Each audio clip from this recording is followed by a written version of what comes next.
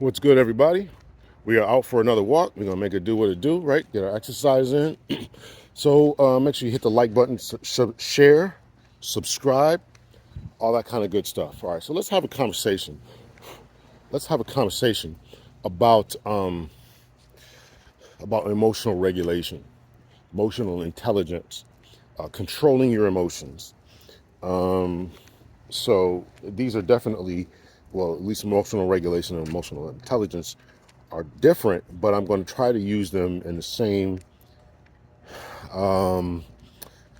video to try to explain what I mean by just getting yourself under control, getting your emotions in check, not letting things hinder you, bother you, and particularly hinder you or bother you to any great, so that you are dysfunctional, not able to cope, making enemies, being passed over for promotions, excluded from parties, excluded from events, picked on, at least in your mind, and again, excluded, and all that type of stuff, right? So we all know people who have engaged in this type of behavior, right?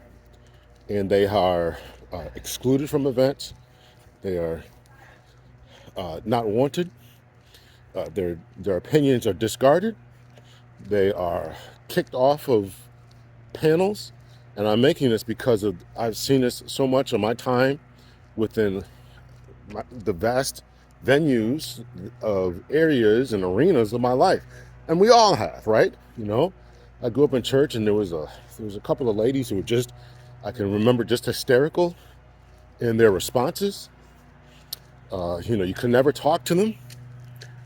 If anything, that they always thought that things were about them, picking on them. Why are you talking about me? Nobody's talking about you directly. Somebody's going to watch this video and think I'm talking to you directly. I'm not talking to you directly.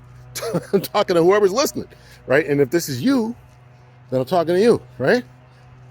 It's a preacher one time who said, it was a great statement that he said, I didn't come here aiming at anybody, but if I hit you, I declare I didn't mean to miss you. So if I'm talking about you, I'm talking about you, and only you will know it's you. And that's the first thing about understanding this. Oh, I gotta pause this here. They're doing some construction. You're not gonna be able to hear me. Hopefully that's a little bit better. So the first thing about understanding this is understanding that the world doesn't revolve around you. So you want to control your emotions. The first thing you got to understand is that the world does not revolve around you. There are other people that exist in this world. That's why, like a lot of times, road rage is such a big problem, because you think that somebody sitting in traffic. They think that wherever they're going is vastly more important than wherever you got to go.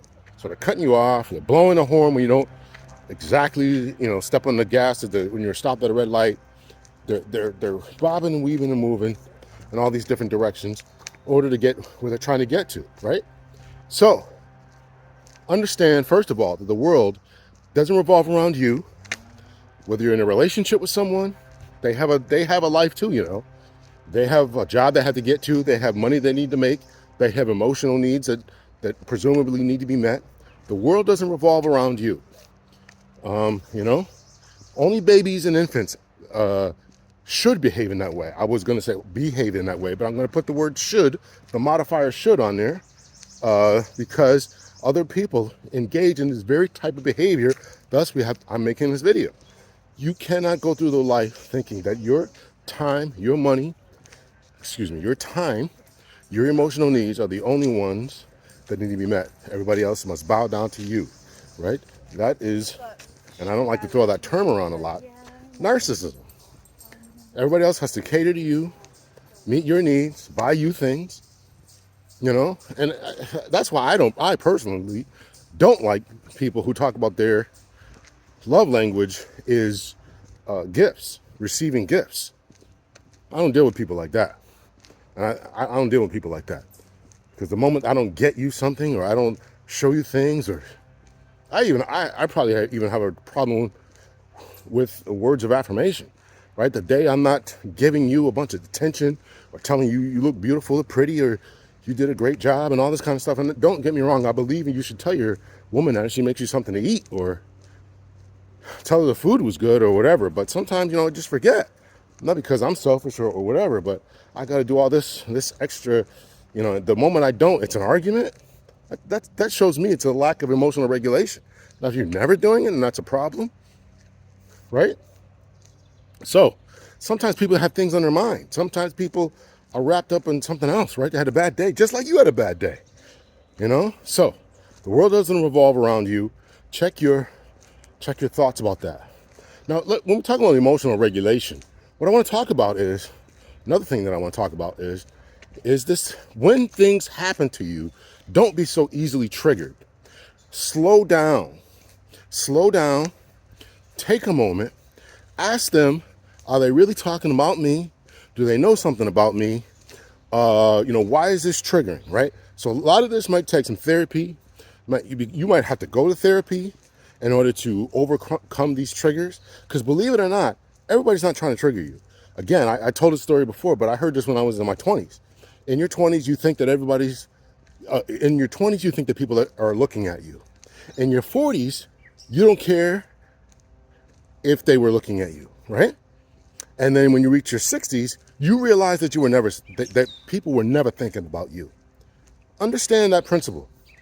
So, and this comes with maturity, but in my 20s, I tried to gain or try to apply that knowledge as if I was in my 60s, understanding everybody wasn't looking at me. And I remember one time, a friend of mine, we were having something happened. He was actually, he's my friend. He's my boss too. So I said something, and he comes in my office, closes the door after, and yo, what's up with that? You throwing shots at me? I'm like, I don't even know what you're talking about. And he said, yeah, about such and such. He brought up some incident, but I had no clue it had ever happened. I'm like, brother, I'm telling you right now, I don't know what you're talking about. And a lot of gossip goes on in the PD, obviously. I'm like, a lighter. And I'm like, listen, I don't know what you're talking about, dude. Do you have a lighter you can I'm telling you right now, man to man, I didn't hear about this. I don't know about it. And he kind of didn't believe me. He's like, all right. But just whatever, just keep this, whatever. And then he called me up a day or two later and said, listen, man, I really wanted to apologize how I came off to you. So he had to check himself. But my point in saying that is my own emotional regulation of how I handle it. Both of our emotional regulation had to be there, right? Of course, you got two men, we're talking to each other, right? And everybody doesn't know about your secret. Everybody's not throwing underhanded jabs. Everybody's not doing that all the time. Now, there are instances where people are doing that, absolutely. And you should check people when they do that in the calm voice and with a lot of grace and in a manner that's not going to escalate the situation. And that's what I'm trying to get you all to understand and to abide by. But this idea that people are intentionally throwing shots at you, first thing you got to do is check yourself, slow down, check yourself, slow down, and then formulate a response. That is one thing that that they're teaching now within police departments with de-escalation. It's one thing that I talked about, during my time. It's one thing we talk about when I talk about leadership training. You got to slow down. You got to formulate your response. You can't just fly off the hinge, fly off the cuff, and all that, right? You got to think about it, right? You got to slow down and think about it. That was something I had to learn too. I had to slow down because you just want to respond. Wait a minute, you don't want to check somebody, right? You're slick with your mouth, right? Right? People out there are really slick with their mouths, right? So you gotta understand that. Slow down, think about what you're saying, think about what they're saying, understand if it's affecting your triggers. Next thing is, let's talk about your triggers. Let's talk about things that are triggering you. You might need to go to therapy, you might need to get some help. You might need to really work on those things because you can't go through the world, again, walking on eggshells, thinking everybody's got some dirt on you, thinking everybody's looking at you, thinking that they know something about you. You walking through airports and stuff, right? You're getting in arguments with the staff there. You don't want to right? Abide by the rules that the captain of the ship or the flight attendants are telling you to do. You're getting mad, getting angry, right? All this is a lack, all that shows is a lack of emotional regulation and the lack of emotional control, right? Every time you see a video of dudes fighting or shooting each other, and of course this comes across my timeline a lot, and of course my line of work, I saw it all the time. People just don't have the ability to control themselves. They don't have the ability to view themselves. They're not doing any type of internal dialogue work to better themselves. At the end of the day, when they leave a situation, end of the day, or when they leave a situation, whether your food was not prepared correctly by the waiting staff or the cooking staff at a restaurant, or you weren't happy with the hotel stay, you weren't happy with the flight attendant, you weren't happy with whatever services. And listen, I had to develop a lot of patience. I talked about this. If you follow my content, you know I have an issue with customer service. I mean, they're constantly incompetent, constantly getting things wrong, right? Put you on hold. They don't know what you're talking about. They got transferred to other people, not speaking English properly. You know, their accents are extremely thick. All this type of stuff. But you got to remain calm. You got to remain calm. You got to remain in this environment, or this mental development environment, or create a mental environment. The heck, Pollen?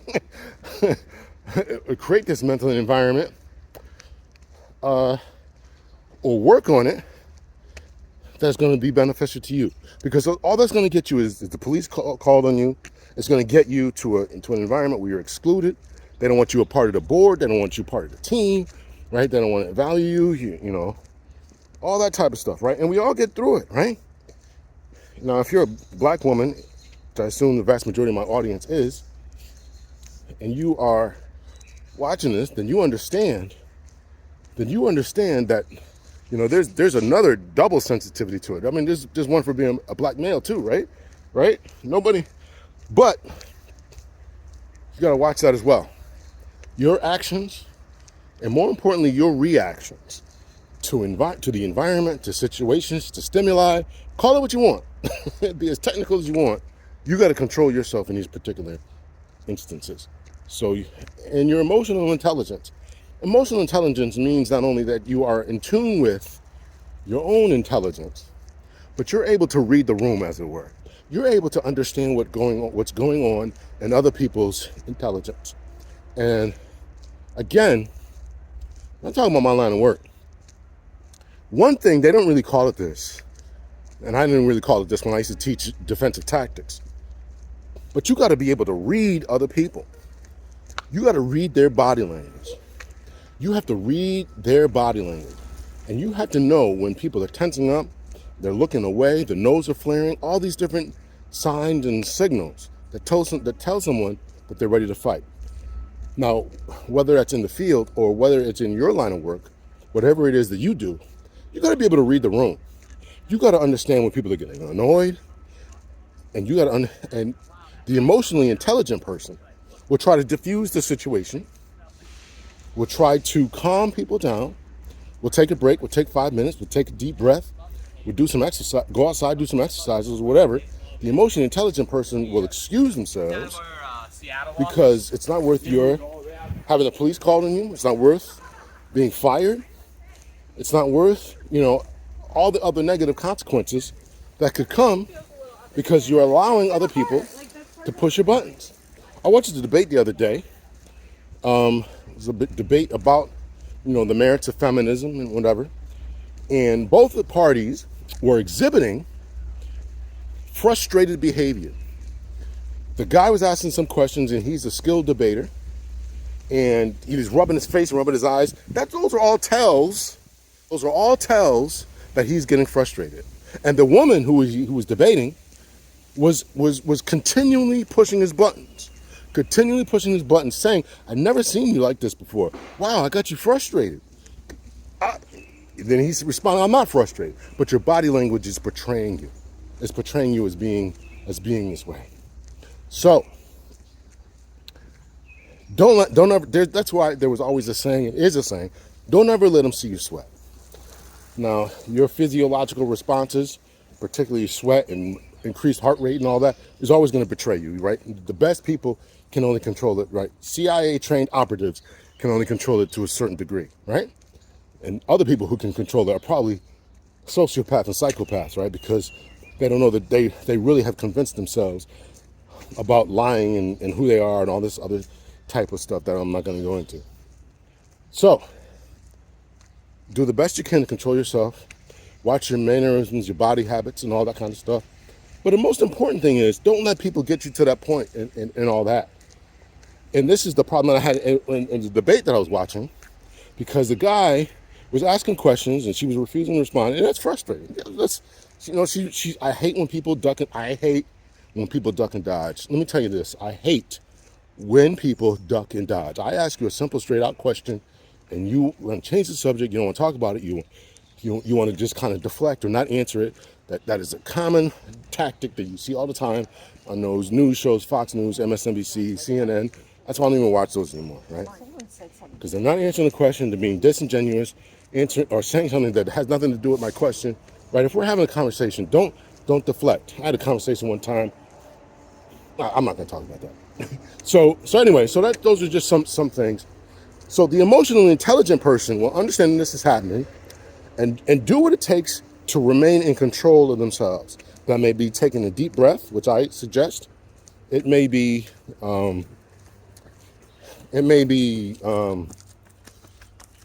taking a time to answer questions.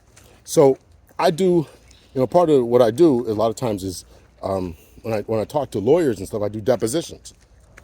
And in those depositions, that's when a lawyer. So if you don't know what that is, you have a conversation with a lawyer. It's recorded. They do transcripts and all that kind of stuff, and that's in preparation to do something that's formal for court, right? So this transcript would be prepared for court, right? So, and I was on one back in March, and this lawyer was,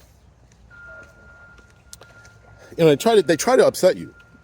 They try to upset you, and I was cracking jokes and and I remained calm the whole time. And the lawyer that was on my side, I was representing this family. I was an expert for this family. And she said after it was over, she's like, listen, you did great. She said, you remain calm and you stuck to your guns and this, that, and the other. So you gotta remain calm in all types of situations, because he's trying to upset me, trying to get you to circle back around and be inconsistent in what he's saying, and trying to make you seem like you're inconsistent in what you're saying. Excuse me. So you got to really remain calm in those instances and make sure that you're on your game and you know your game.